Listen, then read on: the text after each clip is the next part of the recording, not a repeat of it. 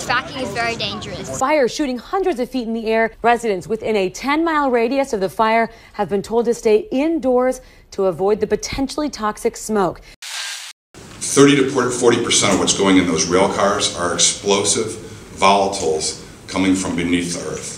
Now you have these oil trains that have exploded in Lac-Mégantic, Quebec, where 50 people were incinerated from intense heat like that of Hiroshima. You don't get that from conventional crude oil. Cause earthquakes.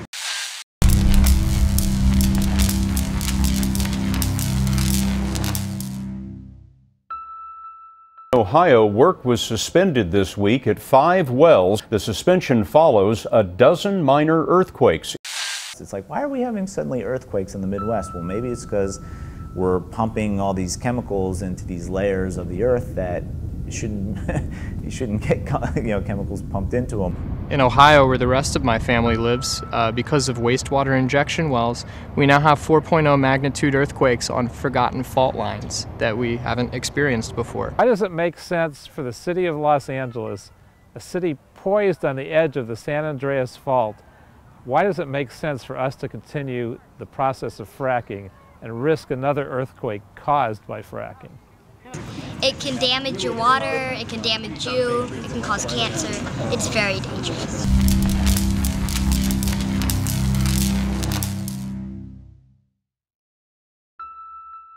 We have to stop fracking because of the impact on our water supply. I'm calling for a collaborative effort to restrain our water use. This is an effort, it's a call to arms, but we have to recognize this is not a partisan adversary. This is Mother Nature. There are communities in this country where they have literally run the aquifers dry and they've had to bring in water from other areas of a state to keep the wells going. And I think there needs to be a study to see if we even have enough water to support hydraulic fracturing. At a time where we're facing record levels of drought, I believe Los Angeles only received 30% of its rainwater, its annual rainwater in 2013, and Northern California only received 10% of its rainwater.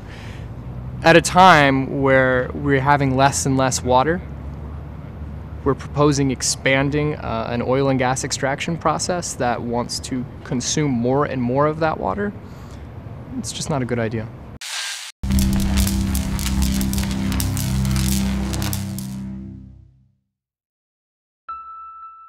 I mean, that's really your game plan. It's like, I'm going to save this much money, I'm going to pay these bills, and try not to die. I've never had a job where I was thinking that. There were a lot of people dying.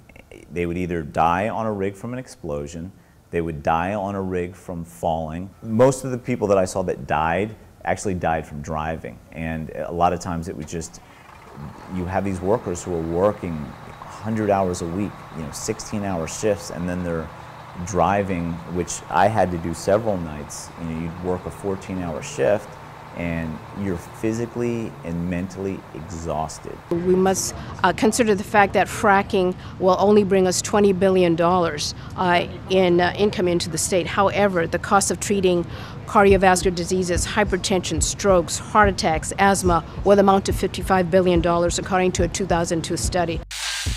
Hi, welcome to my neighborhood, Jefferson Park. This, you may think, is a beautiful park, but it's not. This is going to be a fracking site, and it's 100 yards from my house. We live so close to the fracking site, and they would be parking trucks with acids and chemicals. What will we do if there's a spill? How are we going to be evacuated? There are thousands of people living here. Fracking in a neighborhood where people live and with our schools is just absurd.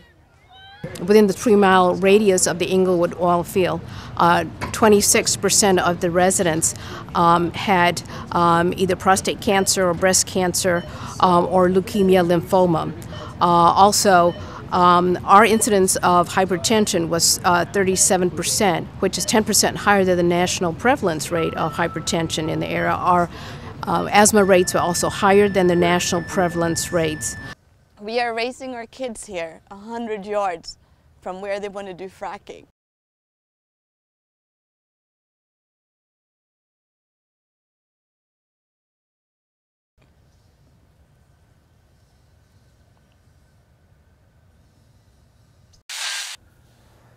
They never told us that those chemicals over there can cause cancer. These wells vent chemicals into our homes and into our children's playgrounds. And sometimes they hit pockets of poisonous gas that can kill you within seconds. Our children may not be aware of this, and others may not be aware of this, that they're in danger of losing their lives within seconds.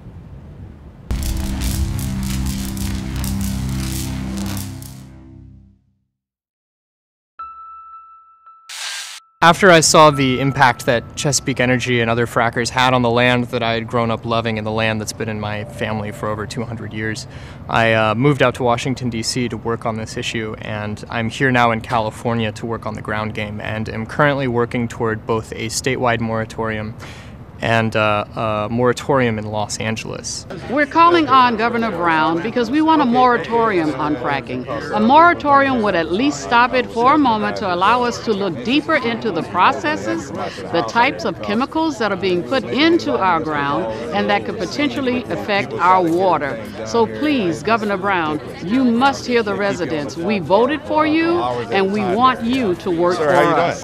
People have to get together. They have to talk, they have to fight, they have to do whatever they can to stop fracking. Fracking is something that you do not want in your neighborhood. Governor Brown needs to do something about fracking. It's his time. I gotta go in there taking comments. So Sierra Club is calling for a moratorium on fracking because our families deserve that.